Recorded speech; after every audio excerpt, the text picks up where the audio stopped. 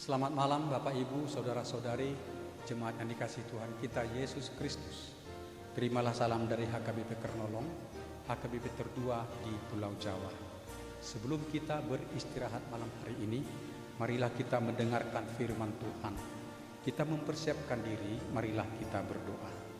Terpujilah Engkau Allah Bapa kami, Allah yang mengasihi kami, yang telah memelihara dan memberkati hidup kami sepanjang hari ini.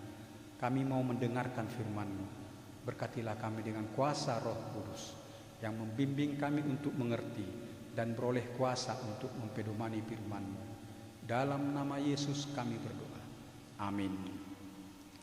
Renungan malam bagi kita sesuai dengan nas bacaan malam dalam Almanak HKBP tertulis dalam Injil Yohanes pasal yang ke-6 ayat pertama hingga ayat yang ke-15. Sebagai ayat pembimbing renungan yaitu ayat 14.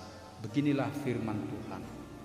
Ketika orang-orang itu melihat mujizat yang telah diadakannya, mereka berkata, "Dia ini adalah benar-benar nabi yang akan datang ke dalam dunia." Tema renungan kita adalah Yesus bukan sekedar pembuat mujizat. Sahabat renungan malam Salom, menjelang perayaan Paskah, keluarga-keluarga orang Yahudi dari berbagai kota dan desa di Galilea dan di Yudea beramai-ramai mengadakan perjalanan menuju kota Yerusalem, sebab mereka rindu dan penuh sukacita untuk mengikuti ibadah perayaan Paskah di Bait Allah di kota Yerusalem. Pada saat yang bersamaan, Yesus dan murid-muridnya berperahu berangkat ke seberang danau Galilea atau danau Tiberias. Melihat Yesus dan murid-muridnya itu, orang banyak berbondong-bondong mengikuti Yesus. Karena mereka sangat terkesan dan kagum melihat mujizat-mujizat yang pernah dilakukan Yesus di desa atau di kota mereka. Mungkin juga di antara orang ramai itu ada banyak orang yang pernah menerima mujizat kesembuhan yang dilakukan oleh Yesus. Sekarang mereka melihat Yesus, maka dengan semangat mereka mengikuti Yesus, karena mereka juga ingin melihat dan meminta lagi mujizat dari Tuhan Yesus. Yesus naik ke atas gunung dan duduk di lapangan yang datar bersama murid-muridnya, dan orang ramai itu datang mendekati Yesus. Ada sejumlah 5.000 orang laki-laki. Tentulah jumlah itu lebih banyak lagi karena banyak wanita atau para ibu dan anak-anak. Sahabat renungan malam Salom, dalam nas paralel yaitu Injil Matius pasal 14 dan juga Injil Markus pasal yang ke-6 dijelaskan bahwa melihat orang ramai itu, Yesus berbelas kasih kepada orang ramai itu. Pertama-tama Yesus mengajarkan firman kehidupan yang menyegarkan rohani serta meneguhkan pengharapan orang ramai itu. Kemudian Yesus mengadakan mujizat, menyembuhkan orang-orang yang sakit di antara orang ramai itu. Kemudian Yesus mengadakan mujizat lagi, yaitu memberikan makanan, roti dan ikan kepada orang ramai itu. Roti dan ikan itu bukanlah perbekalan murid-murid Yesus yang tersedia, dan juga bukan yang baru dibeli dari penjual roti dan ikan, tetapi dari seorang anak kecil yang memiliki bekal 5 roti dan 2 ikan. Bekal yang sedikit tapi berarti itu. Itulah yang diterima oleh Yesus. Yesus mengucap syukur kepada Allah Bapa dan memberkati 5 roti dan ikan itu. Mujizat pun terjadi. Roti dan ikan itu menjadi banyak, lalu dibagi-bagikan oleh murid-murid Yesus kepada orang ramai itu. Semua mereka makan hingga kenyang, dan masih ada lagi sisa roti dan ikan itu, yaitu sejumlah 12 bakul. Tuhan Yesus mencukupkan kebutuhan hidup orang yang berharap kepadanya. Kebutuhan rohani mereka dicukupkan, kebutuhan jasmani mereka juga dicukupkan. Sahabat renungan malam Salum, melihat mujizat itu, banyak dari orang Yahudi itu saling mengatakan, dia adalah benar-benar nabi yang akan datang ke dunia ini. Dan pikiran-pikiran mereka berkembang lagi dengan maksud-maksud yang lain. Mereka ingin memanfaatkan kuasa Yesus membuat mujizat itu. Lalu mereka bermaksud mengangkat Yesus sebagai raja bagi mereka.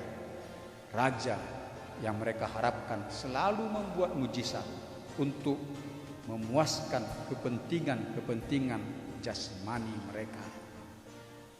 Orang Yahudi itu tidak mengenal Yesus sebagai juru selamat, meski mereka telah melihat kuasa ketuhanan Yesus yang nyata dalam banyak mujizat. Meski mereka telah mendengar firman yang berkuasa, firman yang hidup yang disampaikan oleh Yesus. Ketika Yesus menegur dan mengingatkan mereka agar jangan hanya memikirkan makanan jasmani untuk hidup yang sementara, tetapi harus memikirkan makanan rohani untuk hidup yang kekal. Orang Yahudi itu bersungut-sungut dan marah kepada Yesus. Bahkan banyak dari antara orang Yahudi yang semula mengikut Yesus jadi mengundurkan diri, tidak mengikut Yesus lagi. Ada rasa kecewa di hati mereka. Sahabat renungan malam Salum, Yesus datang ke dunia ini tidaklah sekedar pembuat mujizat, tetapi lebih daripada itu. Yesus adalah juru selamat umat manusia. Kuasa yang ada pada Yesus tidaklah sekedar untuk menyembuhkan penyakit dan membuat mujizat lainnya, tetapi lebih daripada itu. Ia berkuasa menebus dosa, melepaskan kita dari kuasa maut, menganugerahkan bagi kita kehidupan yang kekal, memperbaharui kehidupan kita. Yesus berkuasa memperdamaikan kita kepada Allah. Ia berkuasa menolong, meluputkan kita dari berbagai kesulitan hidup kita. Ia berkuasa memberikan berkat yang berkelimpahan bagi kita, memberi masa depan yang cerah bagi kita yang berpengharapan kepadanya. Oleh karena itu kita harus beriman dan berpengharapan yang teguh kepada Yesus Kristus. Kita harus mengandalkan penyertaan Yesus dalam kehidupan kita. Demikianlah renungan bagi kita malam hari ini. Marilah kita berdoa. Segala puji syukur, terima kasih kami haturkan kepadamu Allah Bapa, karena kami telah mendengarkan firman-Mu. Kami mohon kuasa Roh Kudus yang memampukan kami menghayati dan melakukan firman-Mu, agar kami setia mempercayai Yesus Juru Selamat kami, dan setia menaati perintah Yesus untuk pedoman hidup kami. Di dalam Yesuslah kami beroleh kehidupan yang kekal. Ya Allah Bapa, kasihanilah dan berkatilah jemaat-Mu yang sakit, mereka yang menjalani perawatan di rumah sakit, atau mereka yang dirawat di rumah, agar mereka beroleh kekuatan, pertambahan kesehatan untuk kesembuhan mereka. Teguhkan iman dan pengharapan mereka kepada Yesus Kristus. Lindungi juga semua pelayan-pelayan kesehatan, agar mereka beroleh kesehatan dan keselamatan dalam menjalankan tugas-tugas mereka. Berilah penghiburan bagi mereka yang berduka.